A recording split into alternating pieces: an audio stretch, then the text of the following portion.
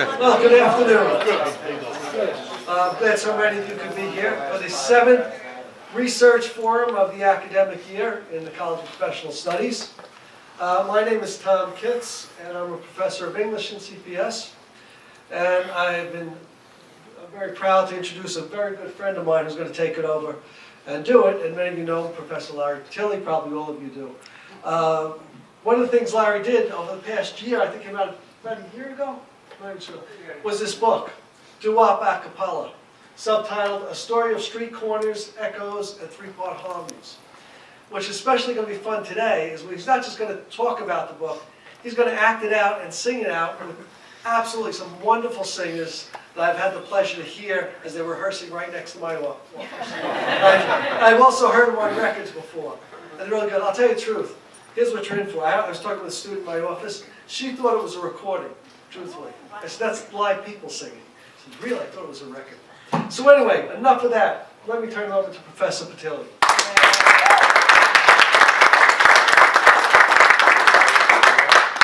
Isn't he the best? I mean, that's an intro. That's really good. It makes it sound like I should sing the whole book, you know? we're not going there. But first and foremost, I have to, and I saw her before because we had lunch. Right off the bat, I have to thank our Dean Passerini, because this was her idea to have not only me here with the book, but also just to do this format with the singers. And I will introduce the guys momentarily. So I thank her, I thank our learning communities, and we're doing this in conjunction with the Center for Teaching and Learning, so that's Lisa back there. So this is a really, really good joint effort on our part. So I thank everybody for putting this together. So the way that we're going to do this is kind of a little bit different. I'm going to do a short reading from the book, just a little bit of, not the whole preface, but just to give you an idea of where this came from, and the idea behind the book. And I do want to literally thank God and thank Roman and Littlefield for the contract, because I feel very, very blessed to have gotten that. And I'll explain why, because it's a very, very unique kind of a situation. I'll explain also how my involvement with Doo-Wop Acappella back in the day kind of forecasted how I came here to St. John's to teach. There's a huge connection. And then after I do that, the guys over here, we're going to sing some songs. I have to introduce them, and they'll wave. And I'll try to remember all the groups that they are. Right over here, this is Tito Santiago. Tito is from the group the Eternals, but has also sung with Vito and the Salutations, the Dubs. Just rattle off whenever you get there. It's very, very interesting. I have to just give this fact about the Eternals. The Eternals had a huge hit, Babalu's Wedding Day, back in the day. The Eternals were the first all Puerto Rican band, singing group, to have a hit in the United States of America. It's in itself a great accomplishment. So definitely. Right next to him is Kevin Duffy, whom I got the name right. Driscol. How did I memorize that? Okay. Because I know a joke, Driscol, and I got, okay, Kevin Driscol. Thank you. I just met Kevin. All right. And Kevin was from the group The Horizons, and now he's with New York Expectations. New York Exceptions. Correct me as I go along. This will be edited. And thank God for technology, folks. You know. And Kevin is one of these journeyman singers who's going to sing an incredible song later on. And then there's John Martelli, and John is from there's Randy. And John and Randy, I guess, own the Doo-Wop band that we play in. And we have our concert on March 9th. This is a commercial effort, folks, as well. We have a product here. I'll even sell the book later at a discount. So they're part of that. But John has been with legendary groups like Eugene Pitt and the Jive Five. I found out that Tito's been with them as well, with the Passions. Everybody here has been, I think, been with Vito and the Salutations. just chime in with all the other groups. So not only am I so happy to be here, but I'm truly honored to be with them. And I have to be honest with you, we never sang before as a group, the four of us. I just met Kevin an hour and a half ago, but I've played behind Tito, and I've sung with John. But and John and Kevin, Tito and Kevin have sung together. John has sung with Tito. It's configured that way. Anyway, you get the idea. We'll put it all together. So just so you know who we are. All right. I probably just confused everybody. But this is a preface to the book, and I'm not going to read it. It's just a couple of paragraphs, and it kind of tells how this book came about. So it starts off with a set of lyrics. Out on a corner, under a lamppost, 9 p.m. there was music everywhere. A group would gather to sing a cappella, and their harmonies always filled the air. And they would sing, sha-na-na-na-na-na. Wasn't it something how all of a sudden they could hit those notes with a sound beyond compare? And wasn't it something how we all would listen? I can still recall those good times that we shared when we heard dum-dooby-doo-dum-dum. But whatever happened to that group on the corner and all of that magic in the air? The corner looks different, and that feeling is missing. But if I close my eyes, I could swear I'm almost there. And I can hear doo-wop, doo-wah, doo-wah. These are lyrics to a love song that I wrote many years ago. In fact, it is a love song about the very first time I fell in love. What makes these lyrics very special is that they're not about some wonderful person whom I met and with whom I had great magical chemistry. Rather, it's about the first time I heard a group singing Doo-Wop Acappella. Thus, when people ask me how I became interested in Doo-Wop Acappella, and if I've ever sung a cappella, this is the story that I retell. And it's a very, very true story to the last detail. It was the summer of 1961, several years before the British invasion, and American rock and roll and doo-wop still ruled the airwaves. I was living in Queens, New York. I'm not originally from Brooklyn, sorry. I was living in Queens, New York at that time, and in addition to an almost devotional love to all things Elvis, I was an ardent fan of group harmony, the Crest and the Drifters being among my favorites.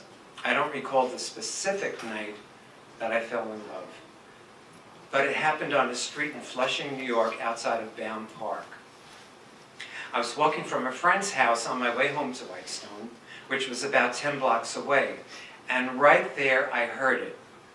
Umda, umda, umda, umda, le, le, le, le, wah, wah. A group inside the park was harmonizing to the group, the 5 discs, their song, I Remember. I stood still and I listened. I wanted to go inside the park to see the group, to hear the group closer. But I didn't. There were kids going in and out of the park, many of them appearing to be older than I. But I was 13 years old. I was alone, and not my neighborhood. I was afraid that if I entered the park, I might be interrogated with the all too familiar, hey, you looking at us, you want trouble? Afraid that I would be physically attacked. Jumped was the descriptive word at the time, so I stayed safely across the street, but in a state of reverie. Those harmonies, the weaving falsetto, the cool sound of the lead singer's voice that sounded like someone I might hear on the radio. And my God, they even had a bass singer. And yes, I fell in love. And even though I was taking classical piano lessons and enjoyed playing that instrument, I wanted to sing like those guys more than anything else. I wanted to be in that group. And what's very, very interesting is that several years later, I did become a part of that group. And I'll tell you who the group was. And this was the Channels, okay, a second incarnation. The Channels were a group from uptown Manhattan who had a big hit, The Closer You Are, and several smaller hits. And they had just recently disbanded. So it was two of the original managers of the channels with these three guys from Flushing. And they played the last of the rock and roll shows in different places. And then they kind of morphed and groups changed, and I was part of like a fifth incarnation of the channels. I would never ever go around saying I was a channel, but I sung with this name related. So it's kind of interesting that that kind of happened, and that's how I kind of got interested in Doo-Wop Acappella, and I sung it and played in different bands. I'll be very, very honest with you with that book. I'm a good writer, but there's a gazillion people here, and some of them are here in this room who could write rings around me. I got that contract because nobody ever wrote a book seriously treated Doo-Wop Acappella. They've treated, there's great books on doo-wop music, but nobody ever did Doo-Wop Acappella. There's a book that's out by two guys, Santiago and Dunham, that's Santiago. And it's mainly a discography and pictures, very little text. But this was the first very serious treatment. And I got that because it was just something a little bit out of the box. And so it was kind of groundbreaking. And so this is why I try to impress on my students to kind of think a little bit differently. That's why we do speeches like vintage wine. Can I just explain that? Do you mind? Okay, you know, vintage wine, they had to do a speech the other day. Not W-I-N-E, vintage W-H-I-N-E. And this is why I do it, so that you could think a little differently and outside the box. Because there's nothing new under the sun, but what you want to do is get a little close to it. Okay, so that was part of that. How this kind of forecasted my involvement being here at St. John's is very interesting. So let me just share this. And I'm going to give you a little prescription of something that you might want to try on your own, because it's worked for me. Spiritually and religiously, I'm Roman Catholic. I practice Roman Catholicism very, very ardently, but I also practice something called anthroposophy, which is the works of Rudolf Steiner. Steiner was this incredible person from the late 1800s to early 1900s. He was an architect, a scientist, an agriculturalist. Biodynamic farming comes from him. He was an educator. The Waldorf system of education comes from him. He was a sculptor. He was a brilliant lecturer, an artist. He was a seer. He was a clairvoyant. He was a theologian, a philosopher. He was incredible. What we all call mindfulness now is the big buzzword. He was kind of prescribing back in the 1800s. And one of the things that he says in order to be mindful, and if you ever want to figure out, like, why am I here on this earth? Like, why am I here? One of many things that you could do is you trace your life backwards. You look at your life, you have to see yourself as the person in the movie, in your mind's eye. And not by event, you'll never end the exercise, but just through the years as much as possible. And it's kind of counterintuitive, because we kind of think that if we're going to do this, you would want to start, I think I remember my first memory at 3, and you progress. No, you go backwards. And if you ever want to know what that feeling really is like, try walking in a park when there's nobody around and walking backwards and see what the view is like. It's very, very interesting, because you kind of see where you've been while at the same time where you're going. So anyway, if you trace your life backwards, what you'll see is patterns. You do this exercise often enough, you see that you kind of meet the same kinds of people as you go through life, and similar kinds of challenges. And then when you fast forward it, you kind of see why you're here and why you make choices. It's a very great exercise to do. And having done this, of course, I traced it back to my doo-wop days when I got started, and I did this with my friends in the boys' bathroom in high school and other street corners. What's very interesting how it forecasted my being here is that when you sing a cappella with a group, and we're going to do this, I guess, in a few minutes, you get to see, first of all, that you have to work with group communication. And for the most part, yeah, I teach Discover New York and Liberal Studies, but mostly I teach public speaking, which is a group communication art. We speak, we listen to each other. So I learned group communication. I learned to work that our being is a natural instrument because there are no instruments backing us up. That's what a cappella was. So I learned that we're our own instrument.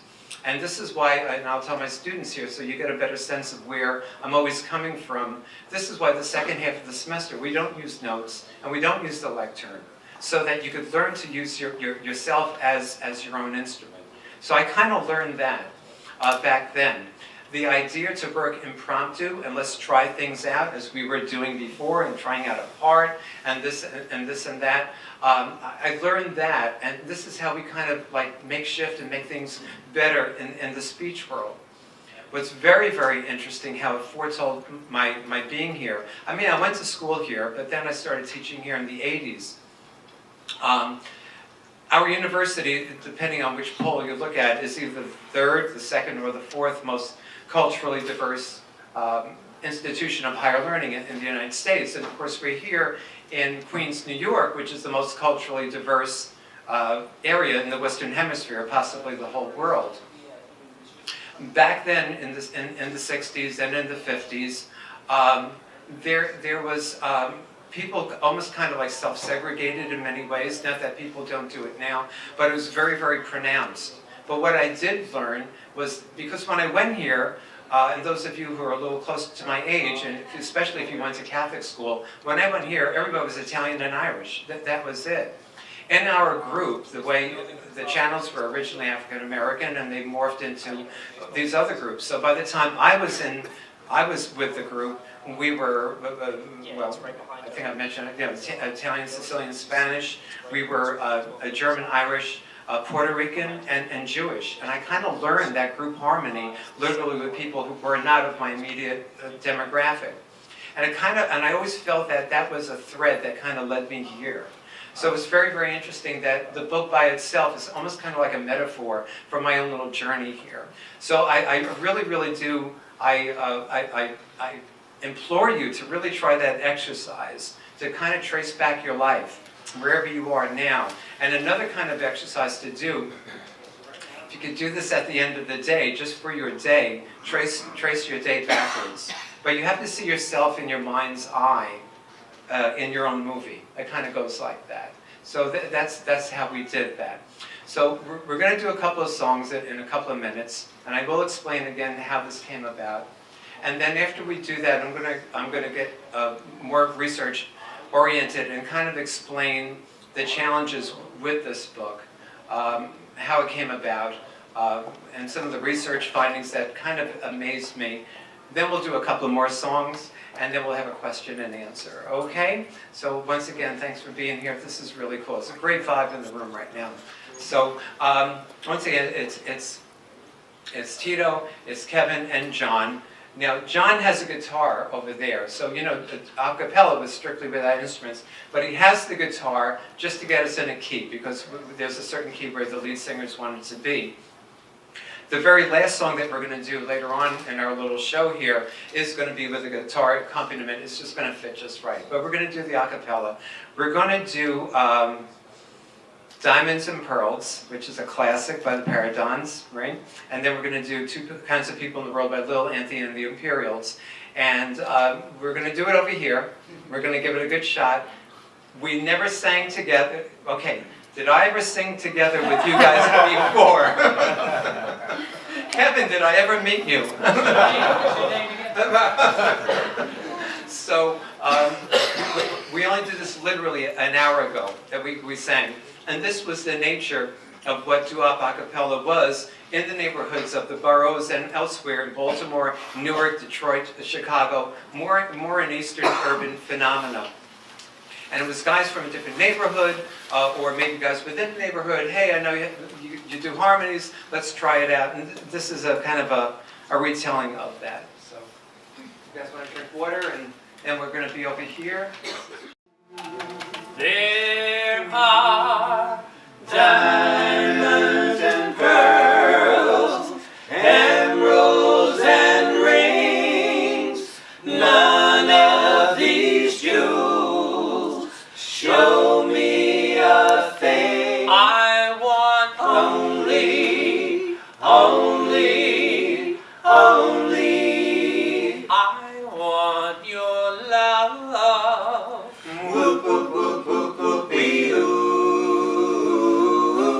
Your eyes, your lips set me on fire. Your love, your kiss, my one desire. I want only, only, only. I want your love. Whoop, whoop, whoop, whoop, whoop-ee-oo. To hold me. Whoop, whoop, whoop, whoop, whoop-ee-oo. To kiss me. Whoop, whoop, whoop, whoop, whoop-ee-oo. To thrill me. Whoop, whoop, whoop, whoop, whoop-ee-oo. I don't want a chest full of gold. Just want someone to have and to hold. I want only, only, only. I want your love. Whoop, whoop, whoop, whoop, whoop-ee-oo.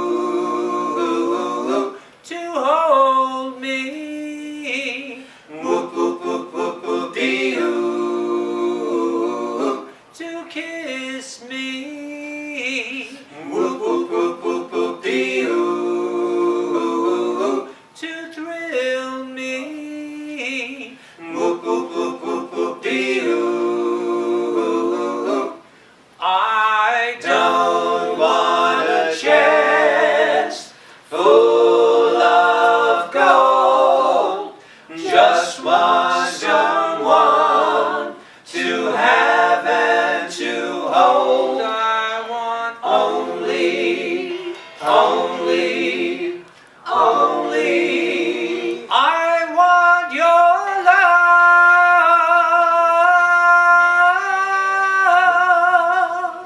Whoop, whoop, whoop, whoop, whoop-ee-oo. Your love. Whoop, whoop, whoop, whoop, whoop-ee-oo. Your love.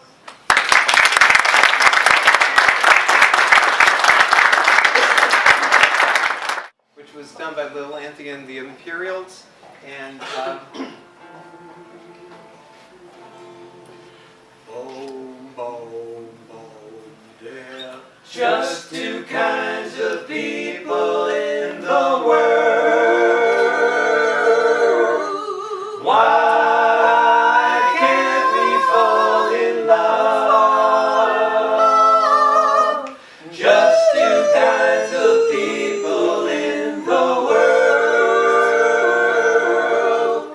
They are a boy and girl. Boy meets girl and love begins. Oh,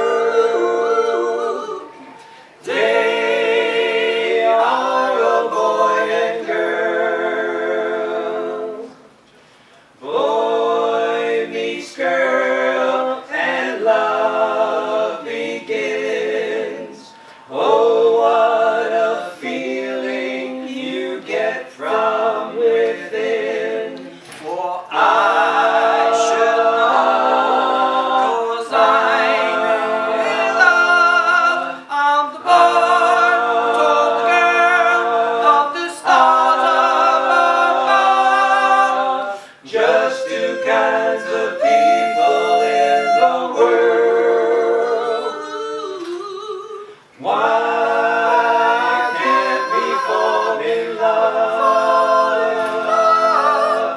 Just two kinds of people in the world. Why can't we fall in love? Love.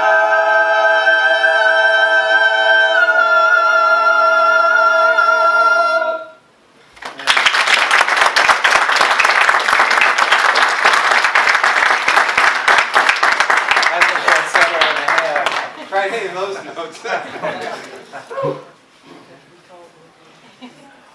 I like bragging about this part because once again, we never did this until an hour ago. But this is how it was done. If you kind of knew the harmony parts, you knew the words, and you had somebody, I don't know if anybody was catching it, but on Two Kinds of People in the World, Tito was kind of conducting the orchestra.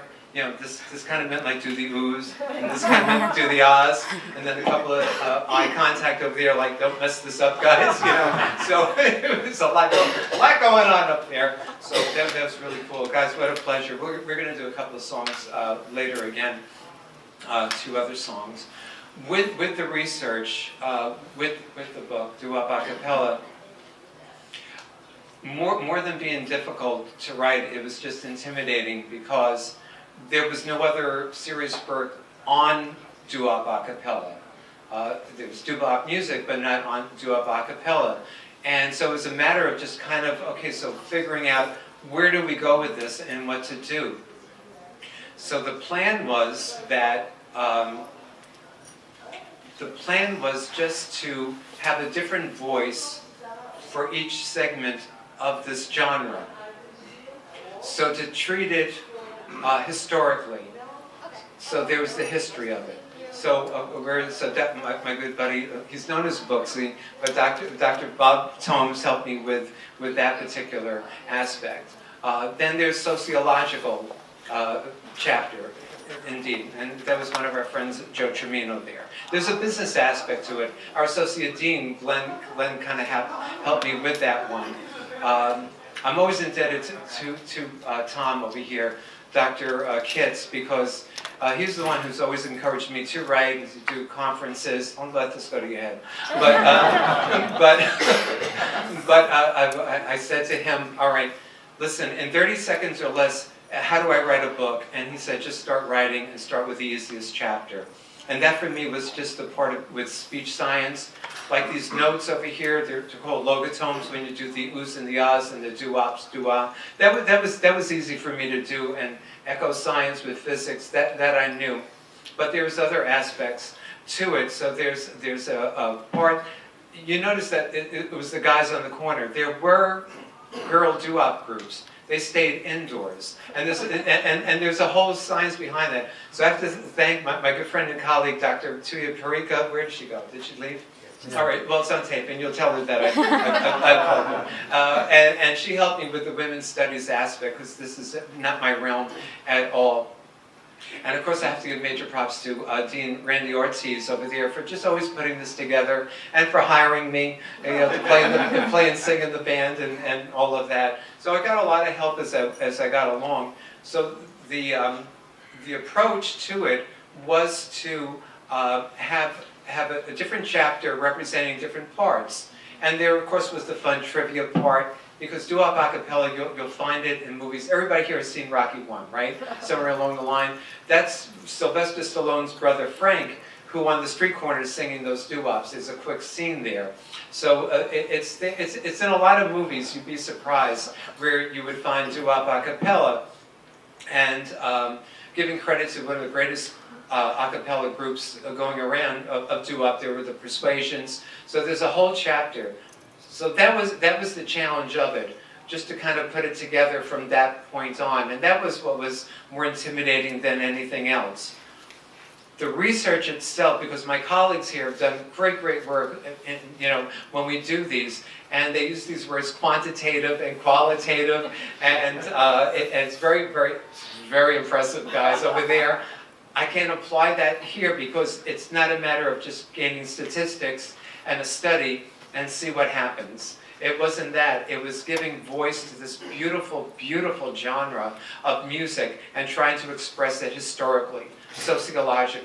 There was a business aspect to it, etc. So that's how that kind of came about and was formulated. So after doing the research and doing it, several things amazed me about what I had found. Certain things didn't. I mean, like I say, I knew all about the speech science part. I was able to put that together. And I'll tell you also just the way that I kind of did it. A couple of chapters I did in a very, very left-brain linear way, from left to right, beginning to end. Other parts, I literally, because I wasn't sure of what to do with it, I would get all of my information from books, from journals, online, and I had them all printed out. And then I had big spreadsheets. And I literally, the expression we cut and paste, so I literally just cut out what I needed, and I scotch taped them to this storyboard in areas in the sequence. And that's how I was able to just formulate what I wanted to say in a couple of the chapters. And then in other chapters, it just kind of flowed, and I knew. In other chapters, it was okay, this is the conclusion. I wrote the ending first. At least I knew where I was going with it. So each chapter was kind of formulated differently. My friends here who are in the quantitative and qualitative sciences, they're looking at me, right? Who's this madman up here? But guys, this is the way I rolled over here. And once again, through the grace of God and Roman and Littlefield, that book came out. And with the other surprising things, I'm very, very, very proud to say that it's an academic work. It's on Amazon and all of that, but it's for academic distribution, for research places. I was thrilled that the book is in Yale and it's in Cornell's and Ivy League libraries, and that amazed me right there. So it kind of, hey, Mom and Dad, wherever you are, I made it to the Ivy League in one way, So it kind of went there. But what amazed me, all right, there's two distinct areas. In the sociological area, just the idea of interracial and intercultural groups that formed. And I had to practice this over and over again in my head, and then literally aloud how I would phrase this most respectfully. This is not ever taking anything away from the civil rights movement, from Dr. King, from the Freedom Riders, and everything like that. But who fought for integration. But in the 50s and in the 60s, during this era, there were groups that were interracial and intercultural. And it wasn't that anybody had to create a law to do this or carry people on a bus to get together to sing. It was just this love of music that kind of integrated people. So for famous groups, we were just talking about this before, Johnny Maestro and the Crests were an integrated group. The Marcells were an integrated group. The Impalas. There was a couple of a cappella groups, strictly the Notations and the Chessmen, who got together just out of the love of music. There's this saying that music is a bridge between heaven and earth. It's the voice of God that sings. And there's that beautiful, beautiful phrase, I think it comes from a country song, that God respects you when you work, but He loves you when you sing. And I always felt that it was through, it was the grace of God that got all these groups together, and they just harmonized. And some of them, if they made money, they made money. Most of the times they didn't. But they got together, and this was happening before there was any kind of a political stance being made. That amazed me. It still amazed me. It blows my mind. I had to, in between classes, just read that section in my book where that was taking place. It still amazes me that happened. And that's the power of what music does. It just brings people together without any kind of a political stance or anything like that. So that was the first amazement. The other area, and well, she could see, please tell to you that I'm going to really plug this one over here. The two chapters that were the most intimidating were the history chapter, which Dr. Toombs helped me with. And just the mindset behind it, he said to me, just keep moving the narrative forward, which was counterintuitive to me because history is just something retelling. But after I did it, just keep following, and follow the message where you're going with it, tracing the history, because this goes back to Gregorian chants. And in fact, the first song that we're going to sing when we come back, Tito's going to sing the lead on that, it's Gloria, and the opening bar is actually note for note an old Gregorian chant. I don't know, that's an oldies but goodies, but just the idea of the history, moving it forward, and then after about a month I got it. It was like a paradox, and I put it all together. But the other area with the women's studies, I'm a guy. I have a lot of testosterone. What do I know from this? I try to be a good guy. I have a daughter. I try to understand, you know. But just the idea of the women's studies, it's not my realm. So I wrote an overview draft, and I went to Dr. Parika, and I showed it to her, and she read it, and she gave me some hints, and I rewrote it again, and I brought it to her. And it's the idea that the guys were on street corners. They were on subway platforms. They were in boys' bathrooms. This was the realm. The girl, you wouldn't find them out in the urban frontier.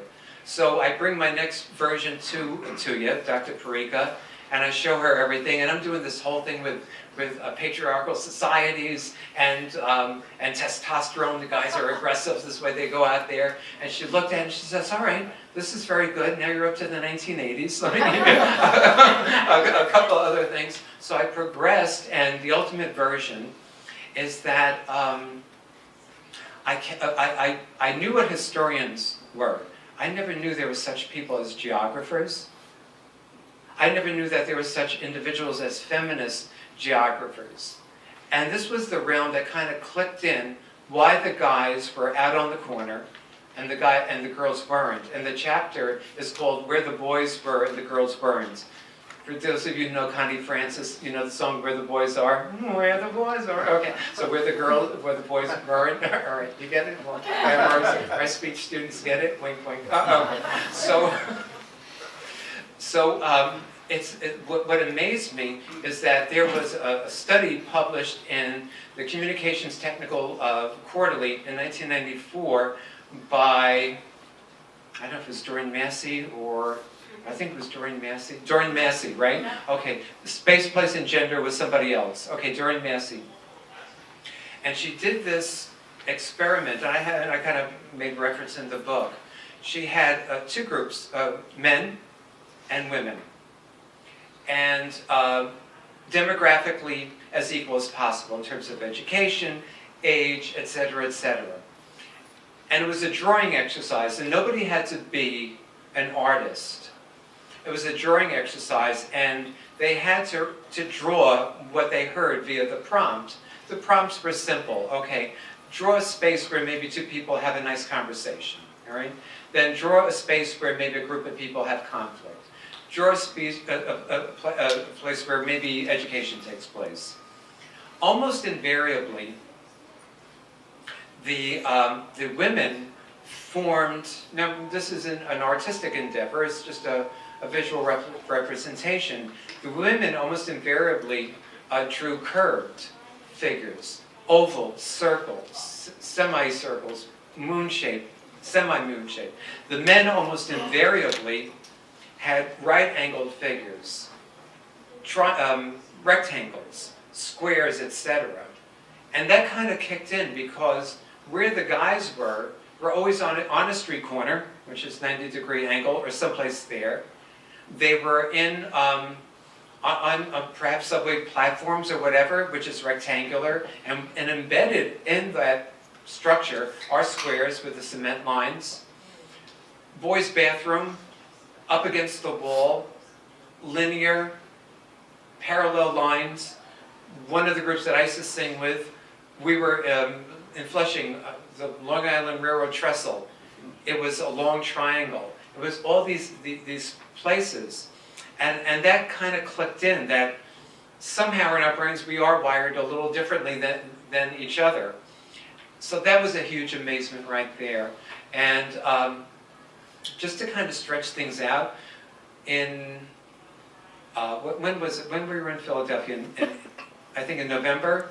Yeah, with the pop culture conference, and now next month I think we're going to be in Indianapolis. I'm not doing a music panel. I'm presenting that chapter as I did on where the boys were and the girls weren't, just to kind of stretch things there. It's a very, very interesting journey over there. Music is my safe zone, so this was kind of like stretching things out, but I became fascinated with it. So those two areas, just the intercultural, interracial relationships that music formed way before anything that was politicized, and of course, feminist geography. So that was kind of cool.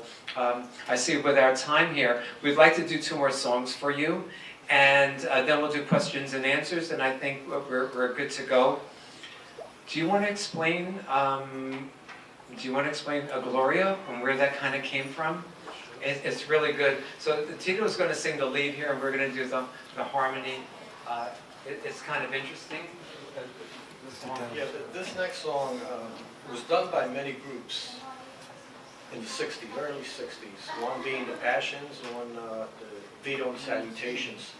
But the original song was the Fabulous Cadillacs back in 1954. I was 8 years old. I always try to do this song because it's such a beautiful song, and it's a simple song to do. So you could ask anybody from back then in that era, they all did Gloria. So we want to do this for you right now too. Gloria, Gloria, boom, boom, boom, is not glory, Gloria, Gloria, is not cherry, Gloria, Gloria, she's not in love with me,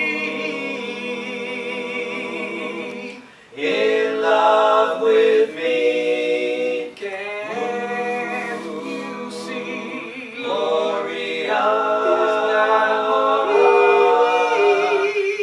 Gloria, Gloria is not cherry,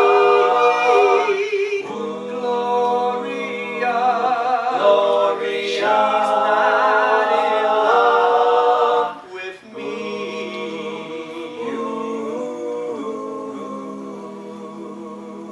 Well, maybe she wants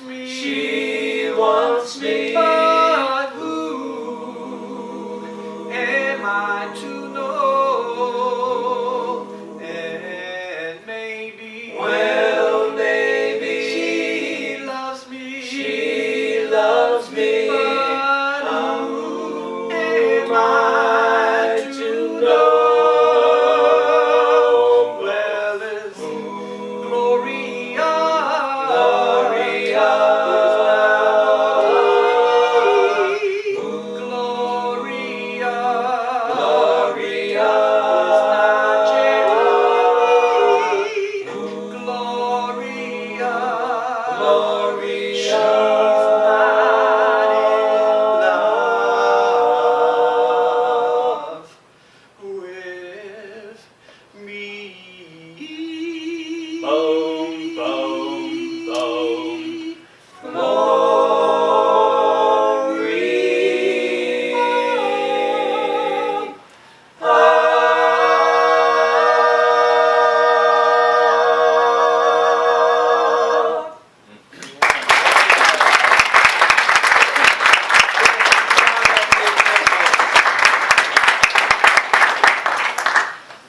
Now this next song, back in the 60s we had what was known as the British invasion. And a lot of these really great groups from the UK came over here and really took over the music industry at the time. At the peak of the British invasion, and it was 1965, an American group, Jay and the Americans by name, came out with this song.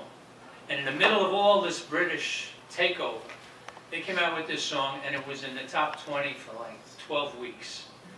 So we'd like to do it for you now. I'm fighting a little bit of a cold, but we're going to try to do it justice. So. And this one we're going to do with a guitar backup because there's a lot of rhythm to it. It's not from the Doo-Wop repertoire, but it's a great song.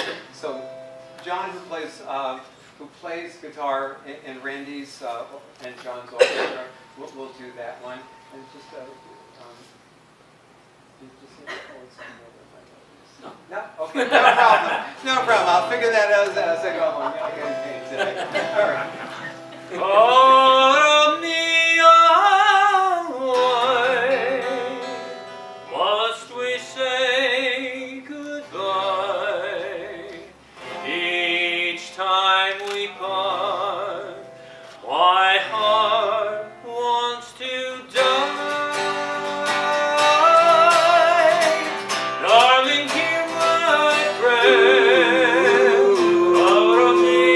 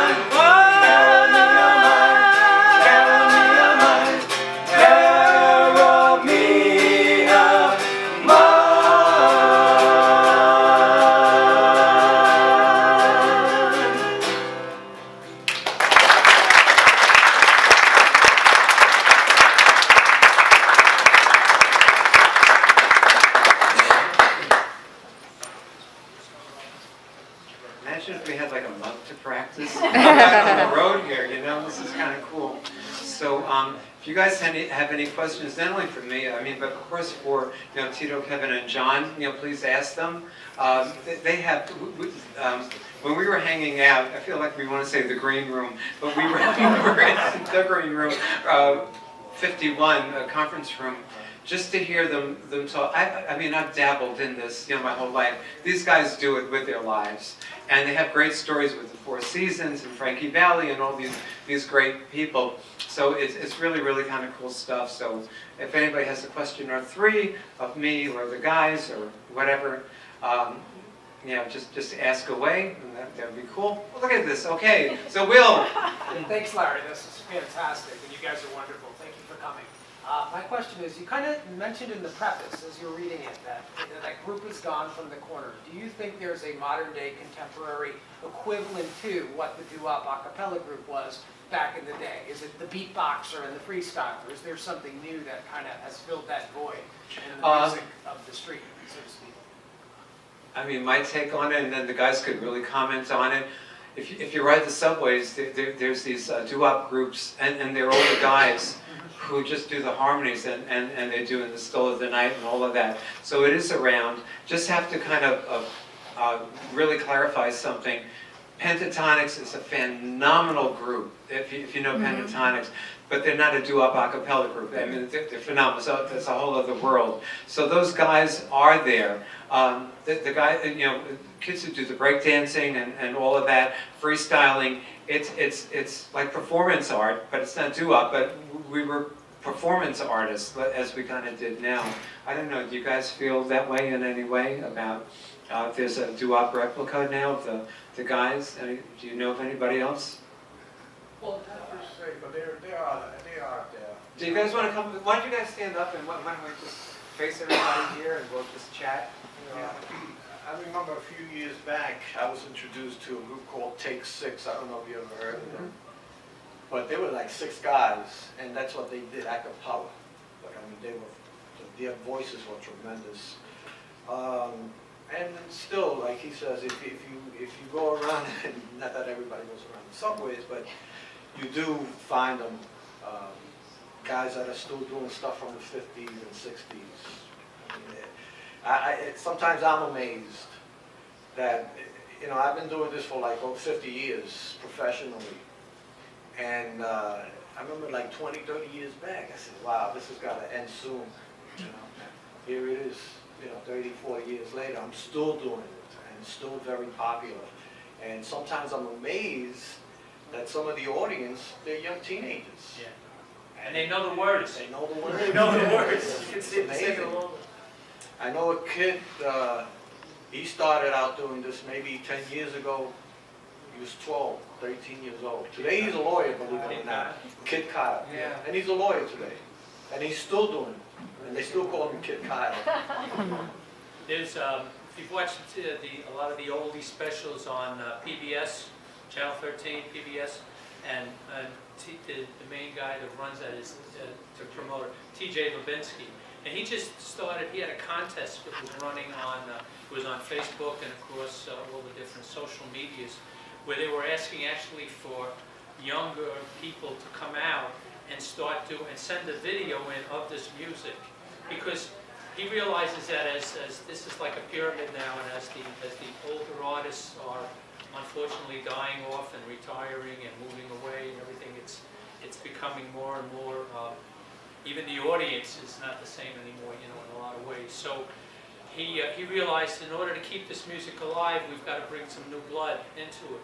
So he's having this big contest, and he's going to have all the winners on another PBS special coming up in the next probably 6 months. It'll be on. Randy, you were going to say something that Tom. Yeah, may I respond directly? Yes. I think that was an incredible question.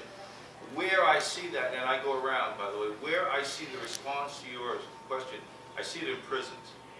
And what has happened is, and this street corner stuff, in the form of rap, is happening in the prisons. And you walk into a prison, and I usually do around Christmas time, take a group in there or something like that, and you know, to entertain, you know, just to get their minds off of things. And you see them, almost everybody is into some form of letting it out this way. And I hope that responds directly to what you're... Yeah, I was thinking the same thing. Rap, I think, has filled that void, because a lot of the rap is done in the streets, and it's done without music. A lot, you know, guys hanging out on a corner rapping. There's no music behind it. You know, they just, so in a way, I think it has filled that void. You know, so much music has come out of New York City parks. The folk scene in Greenwich Village in the 60s and as well. And hip-hop began in the parks when there are no cops to monitor them, when they can plug in the street lamps. In the and Bronx. run wires. In the Bronx, yes. Not the Bronx. In the Bronx. The Bronx. I just want I'm going to pass these out to the students to fill out, so please fill them out first. And the other thing I want to say, Thank you. I had a very interesting lunch with Kevin.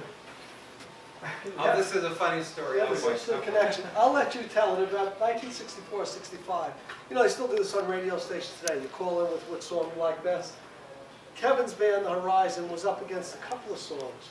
Well, we were actually in competition against the Beatles, who came out with "I Feel Fine" that same week, and we had won, and we were pitted up against them. And there was another group which was a novelty record, a group called the Detergents. And it drove me nuts because it was a spoof song. It was called Leader of the Laundromat. It was a spoof on a song by a group called the Shangri-Las had made a song called Leader of the Pack. And I said to myself, this has been put together by a bunch of session studio musicians who got together and said, let's make a joke song up. And now it turns out, of course, we were in a competition at the end of the week, and everybody had to call up the radio station and vote, and we came in third. The Beatles came in first. The Detergents came in second. And you were all washed and we up. came in third. We came in third. So I'm telling the story, and Tom, He said something like, I don't know anybody who voted for the Detergents. Here I am. Here's the story. I was about 10 years old. I grew up in Staten Island, a working class block, right? And all of a sudden, Mrs. Granito comes running out of the house and tells, I think playing stickball or football or whatever, you guys go home and vote for Carmen. Carmen songs on the radio. Go vote for him. The Detergents were like, well, yes, nice ladies. You like Carmine? Yeah, we'll go vote for him. It was the Detergent song. Carmine Granito was with the Detergents, also did Sugar Sugar by the Archies, went on to work with Barry Manilow. That was not his name on any record. His name was Ron Dante. Now let me tell you, on my block, nobody was named Ron Dante. They were Carmine Granito, Kevin Scanlon, Rob Randolph. These were the names, no Ron Dantes. But he went on to a very successful career. And last part of the story, my wife, who works in TV and filming, was filming him on a special a few years back, about 5 years ago. Says, go up and say, she texted me, I said, go tell him, Carmine Granito, how you doing, Carmine? See what happens. So she did. He was always a nice guy. He started laughing. He says, how do you know that? She said, well, my husband's name is Tom Kitts. The kid across the street. Anyway, anyone else need these? Make sure you get through. probably lost by one vote. More than once.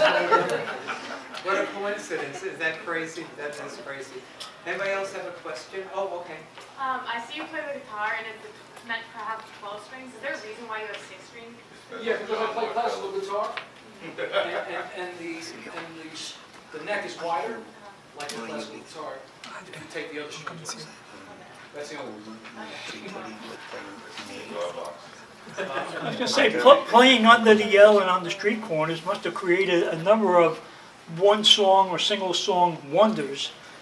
People who created single songs. Can you comment on that? I'm a no-hit wonder. We hear that terminology a lot, and we all sing it in different groups, and we travel around a lot, and we perform a lot. And when somebody says to me, oh, those guys, they're a one-hit wonder, I always say, how many did you have? Think about it. Think about all the groups that have been around, and just in the Brill Building, how many groups recorded? Yeah. I mean, it might have been one hit, but those groups are still working today because of that one hit. Yep. Like I said, I'm in 50 years in the business. The Eternals they had 3 recordings. One of them reached number 11, just missed the top 10. And then the second recording was number 14. But back then, there was always problems because every group back then, they all got robbed. Nobody made the money that they were supposed to make. So in our case, our lawyer, we started suing people. So this record that reached number 14, which I think would have gone even further, was actually pulled off the shelf because of lawsuits and stuff like that. But still today, because of these one hits, we're working. I could say that, hey, I've been to California, Las Vegas, Florida. I could say that I sang at Madison Square Garden, Radio City Music Hall, places that when I was growing up, I said, wow, one day I would like to sing there, and I did. So one hit, okay, that's fine. They're still working. And the hit was Babalu's Wedding Day. If you want to know, so check it out. Babalu's Wedding Day, The Eternals. Larry, Great song. what about one-hit wonder with a group like Stan and Del Satins? Exactly. A one-hit wonder, but what else did he do? Stan's group, this is Stan Ziska, Right. who's cited in the book, I give credit there. Stan Ziska is the lead singer of a group called the Del Satins, who had a regional hit, right? I guess we could say Teardrops Follow Me. But the Del Satins were the backup group for Dion. Dion was originally Dion and the Belmonts, then Dion went solo, had all those songs, Teenager in Love, Run Around Sue, and all those. And Stan and his group, the Del Satins, were his backup. You hear the Del Satins, that's the backup group, vocal group. Without credit. They didn't get the credit for it. They didn't get the credit for it, no. In fact, the way he told the story is that they got, those songs sold millions. And Dion did become a millionaire. Yeah, I think he had very good representation. They got, I think, $24. 28. $28 for being in the recording studio, the session, for Run Around Sue. If you know Run Around Sue, that song still plays and bringing in an income. Here, fellas, here's $28. I don't even think they got lunch, you know, and that's just the way it went. But you hear the Del Satins on all those songs, classic harmony. Some of the Del Satins went up with Johnny Maestro with the Brooklyn Bridge. So they kind of, you know, made a living and got out there. But can you imagine if there was equity in the law and how much they could have gotten just being a part of that? Because those harmonies are part of those records. Thanks for bringing that up with Stan Ziska. Yeah. Anybody else have a question on 3 or? I was gonna say, Okay, Bo and then Bob. Yeah, first of all, thank you very much for being here for this trip down memory lane. Really appreciate it. What came to mind, you talk about one-hit wonders. I remember, you know, back in the day, Murray Decay and all the music was played on the radio all the time, constantly. And there was an issue with something called payola, right? And maybe you gentlemen could comment about if your record wasn't played, and sometimes records were played incessantly, and it became almost like, I got to get that record. Could you maybe comment to that about your knowledge of it and the impact it had on making a hit record? Thank you. Yeah, well, some groups didn't make, because of that. They weren't willing to pay, you know, not Murray Decay, but who's the other big guy? Driscol? Alan Freed. He was the biggest one. And I mean, if you didn't pay, your song was not getting. Now, the Eternals were lucky because we were involved with Bruce. Cousin Brucey. Yeah, he was one of our co-manager, promoter. His father loved the Eternals, so our records did get, you know, played until the lawsuit. That went on quite a bit, I think. I really don't know for a fact, but I mean, we could have actually wound up in that contest I talked about because of that, you know, and then maybe they just didn't pay enough for us to take it over the top, you know. I mean, that's very possible. That's very possible. Bob's and then Bob. yeah, it's a kind of a follow-up to Professor Broderick's. It's about the theft and the vulnerabilities that these groups had when it came to, you know, creating their music. Was that pretty much running rampant at that time? Yeah, very rampant. You know, most of these groups back then, they were teenagers. They didn't know anybody. You know, I remember with the Eternals, when we went to sign contract, they would say, you know, just bring your mother, you know, your father at home. You know? And I mean, I gotta say, the original songwriter of the Eternals, he's still around. He lives in California. He still gets money. He still gets royalties and stuff like that because he was a songwriter. And then the manager, which he didn't do, he did not write anything, but he put his name on it. So he was still getting royalties. He wasn't entitled to that. And he still has his estate still gets royalties. Maybe about 10 years ago, we produced our own CD and it was actually stopped. We had to stop it because of the state of our old manager, his daughter. Said, no, you can't do that. So we had to stop it, selling them. Talking to the guys throughout the years, and working with many of the groups, and it's the same story over and over again. They have a million seller. They run to the mailbox for their first residual check, and it's minus $150,000. Recording expenses, promotion. So they never ever got paid. And if you wrote a song, in most cases, when we sat and signed the contract, the record company would say, well, you didn't write this song. You know, we did. You want the contract or not? Now, all the money was made in the songwriting and the publishing. So the artists never ever made any money. Some did, but most of them didn't.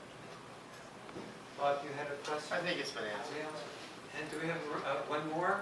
We could do one more question. We could all hold hands and sing group harmony together. Thanks, guys, for coming down. Thank you so much.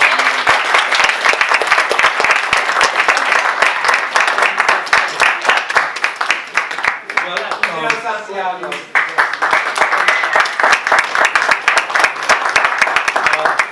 Many professors write books, but none of them get a chance to perform.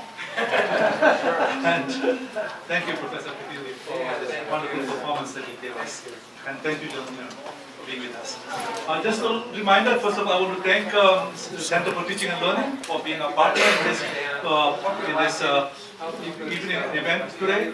And we are also going to collaborate again on March 1st. And on that day, Professor Pitilli, make a note of this. Our next meeting of CPS Faculty Research with CTL is qualitative and quantitative research.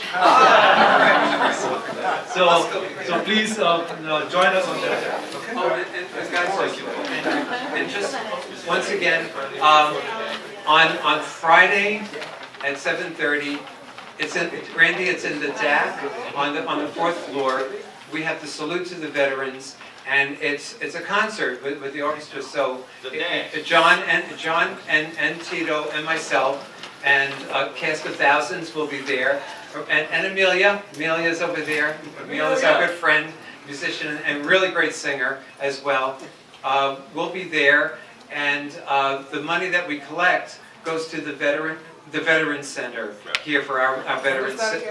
That's going to be on Friday, March 9th. You gotta buy your tickets in advance. Yes, and I do want to plug once again, that concert as the one that we did last year, that's through the good graces and energies of our Dean Passerini, because without her, all this isn't possible. It's not possible at all. So, God bless her for all her good positive energy. So anyway, hope to see you on the 9th, and we'll sing up a storm. We'll be rehearsed, really rehearsed. Cool.